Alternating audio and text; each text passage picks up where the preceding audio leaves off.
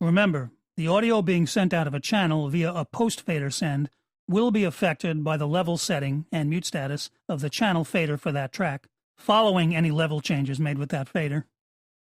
Audio being sent out of the channel via a pre-fader send will be unaffected by the channel fader.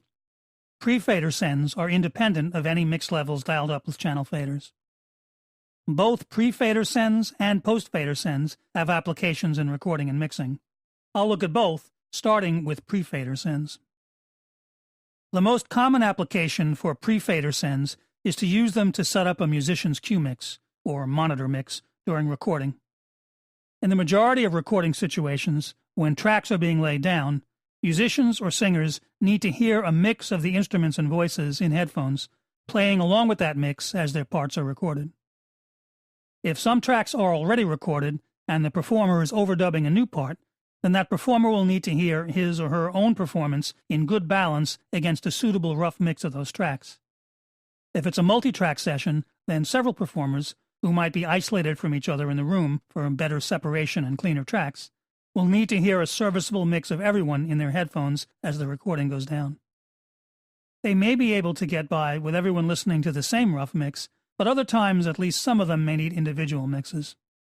In either situation, to create those mixes, the engineer will turn to pre-fader sends. Let's look at a simple example to start. A single cue mix for a lone singer overdubbing a track against a number of already recorded tracks. Now, while the engineer is recording, he'll be hearing those tracks over the control room monitors along with the live signal from the performer's mic. In the other room, or ISO booth in smaller studios, the performer will be singing along with the recorded tracks, also listening to a mix of those tracks along with their own live signal. The most basic way to set this up might be to simply feed the same thing the engineer is hearing in the control room to the performer's headphones. However, this is far less than ideal for a couple of reasons. The blend of instruments and live voice the engineer dials up may be suitable for him to clearly hear the technical details of the current recording, but it may not be a suitable musical blend. Furthermore, the engineer may need to change levels occasionally to focus in on some detail of the track being laid down, to check for subtle distortion or other unwanted sound, even soloing the live vocal part at times. If this were to be heard by the performer as a take was going down, it would likely be distracting enough to bring the recording to an abrupt halt, ruining a potentially good take. So, of course, there's a need for a separate cue mix for the performer. This would be set up via sends. A row of sends would typically be bused to an aux, and that aux would be assigned to a spare output, mono or stereo, depending on how many cue mixes are needed and how many spare outs are available on the interface. Out in the analog world, that signal would be sent to a headphone amp and to the performer's headphones. Different levels and different pan positions, if it's a stereo cue mix, would be dialed up, creating a mix that's more musically suitable for the performer, who may request certain instruments be louder or softer against the live performance, or even be panned to one side or the other to keep them from interfering with the live part in the cans. This customized cue mix will be different from the engineer's control room mix dialed up on the channel faders, and should keep the performer happy. But if post-fader sends were used to set this up, then if the engineer did feel the need to mess with levels of different tracks or solo the live part for technical reasons, then even though the cue mix was providing a better blend of parts for the performer, that tweaking would be heard by the performer, since post-fader sends follow level changes made to the channel faders.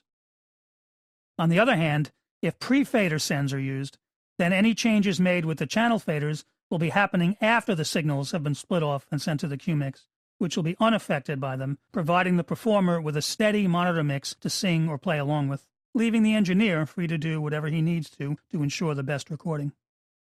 For a more complex session, like recording an ensemble where multiple players need a cue mix, if all the players are happy with the same cue mix, then the basic setup would be the same. Pre-fader sends providing an independent cue mix unaffected by the channel faders. But often different players may need different cue mixes. A bass player may need more kick drum in his mix. A rhythm guitar may want his part panned to one side and the other rhythm guitar part to the other side to keep them separate as he crafts his part, etc., etc. In that case, several independent cue mixes will be needed. Since mixers all provide several sends for each channel, a number of rows of pre-fader sends will need to be set up, each routed to a different aux and to a different spare output, or stereo output pair if enough extra outs are available on the interface, providing independent cue mixes for the players who need them. When setting these up, some DAW mixers may offer the option to copy the main rough mix on the channel faders to a particular row of sends, which can then be tweaked to customize that rough mix to separate cue mixers for particular players. A helpful shortcut when setting up in a busy session. Performers' cue mixers are not the only application for pre-fader sends, though. I'll mention a mixing application after I go through the use of post-fader sends in mixing in the next video.